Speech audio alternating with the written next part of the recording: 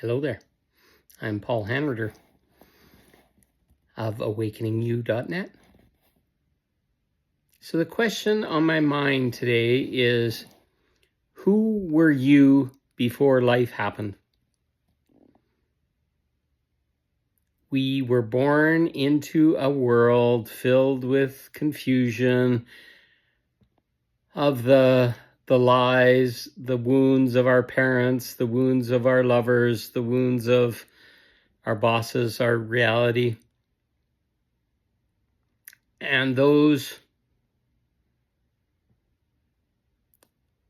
things that happened, maybe they were for us, not to us. We live in this infinite universe of love, and it's guiding us back to facets of ourself, our purity and innocence, and we're not consciously aware of it. This reality tells us to project and point outwards and blame and be victim to things and other stuff when everything happens for a reason. And a lot of times we're just chasing, we're not feeling safe in our nervous system, and we will point outwards all the time. Hey, you did this to me. Why does this keep happening to me? Why is the world like this? Why is this bad? Why is this whatever? But guess what? There's 3 fingers pointing back at you. And yeah, that may sound like a stupid meme, but it's the truth. Everything's happening for us, not to us.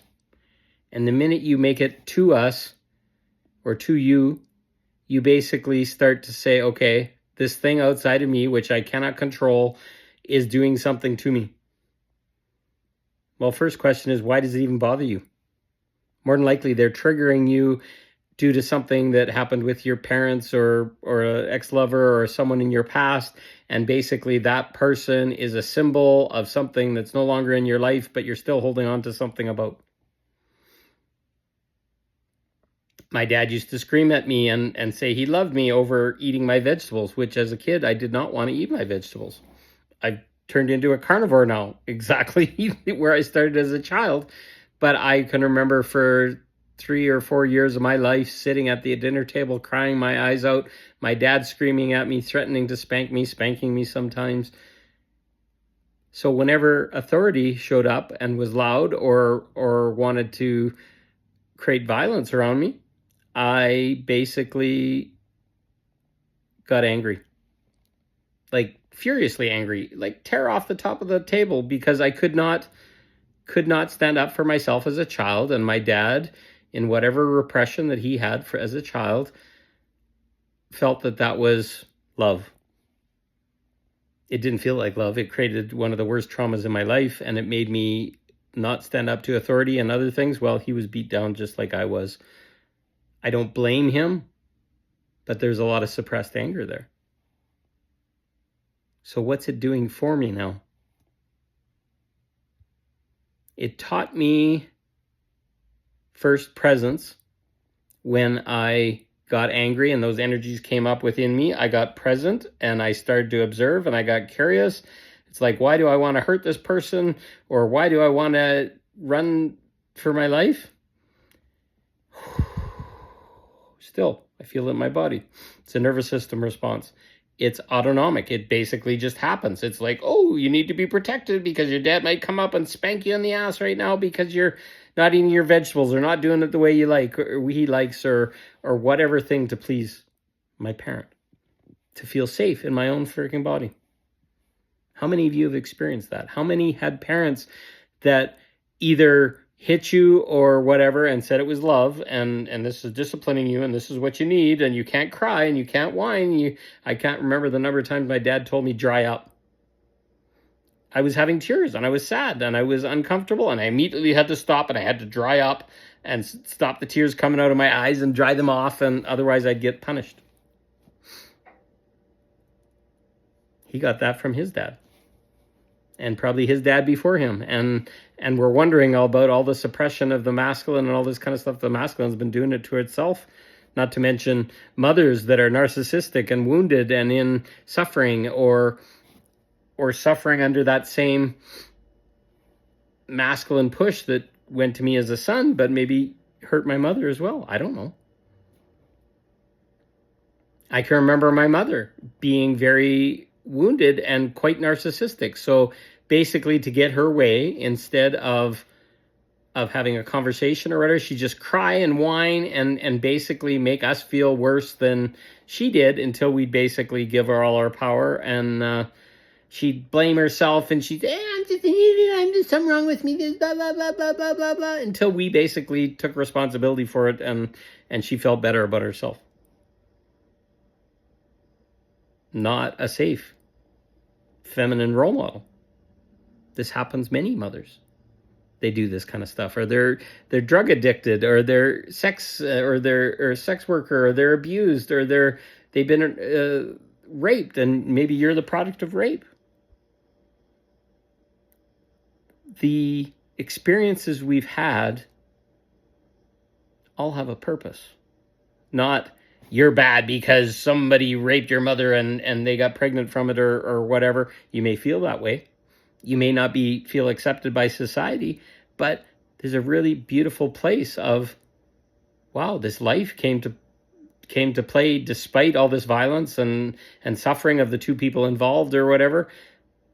And if you can evolve and rise up and be born and live into adulthood with that kind of crazy mess, what kind of light is that in that person? To have a mother that was narcissistic, to get abused by your dad for loving you for not eating your vegetables.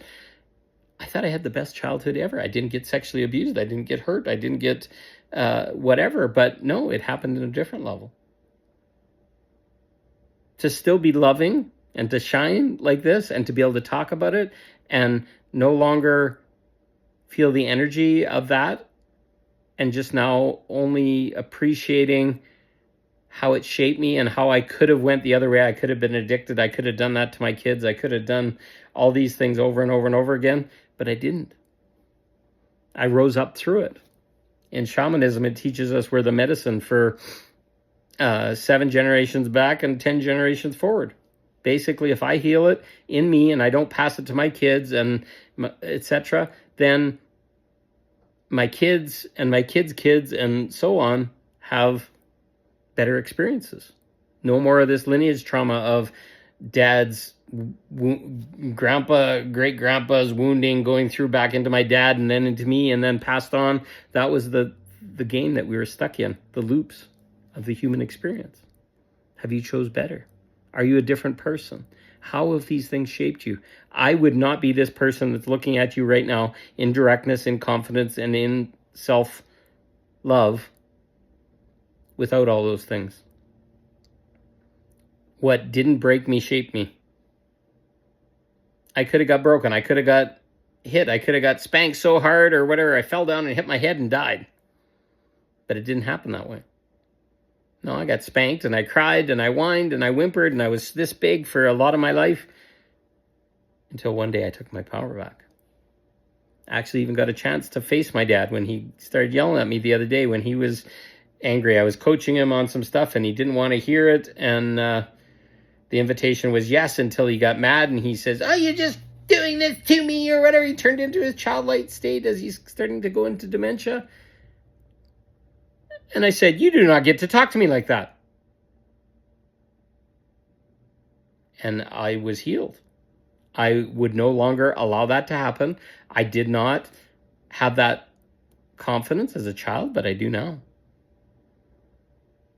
And I wouldn't do it to my child ever again, because I know the hurt and the pain and the suffering that kind of projected wound carries. So I learned. What are you learning? What have you changed? Why do I smile? Why do my eyes look so bright? Because I know stuff.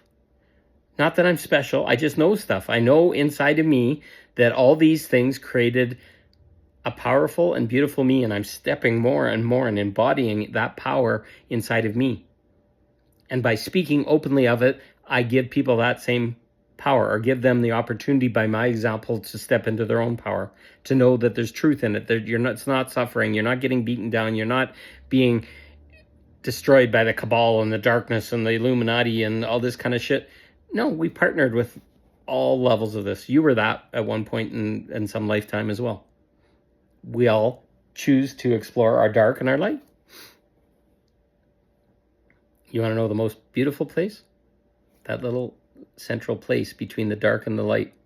I can be really dark if I had to. It took me a long time to get that power back, but I can scream and yell, and if I needed to hit to defend myself because I wasn't being treated safely or somebody was attacking me, I would do it. May not be trained in martial arts and other things, but my body would know, and it would say no, and it would stop it without violence, without harm. But if it had to get to violence and that other person resorted to violence, I could match them. But at the same time, I can be the most loving puppy dog you'd ever want to have. Because there's no value in being angry all the time. There's no value in blowing your top and projecting on others and just propagating a shame and a blame cycle and wounding. There's no value in it. Because it was never meant to be that way. We had an experience of darkness, and we had an experience of what we would do when we experienced darkness, and would we choose to be darkness, and would we choose to hurt other people again or not? More than likely you're not. And if you are, then somebody needs that.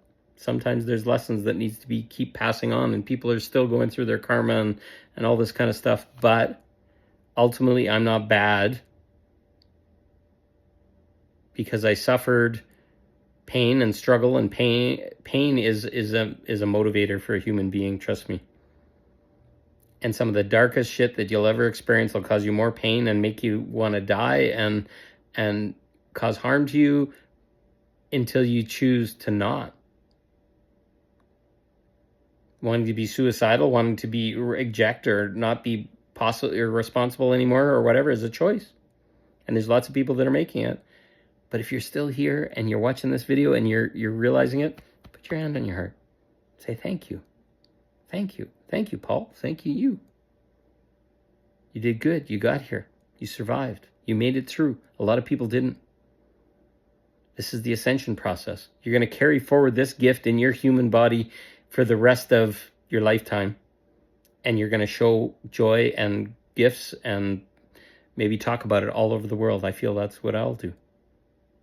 So these things happen for you. Look underneath, see the truth, see the gift, and you'll be forever changed.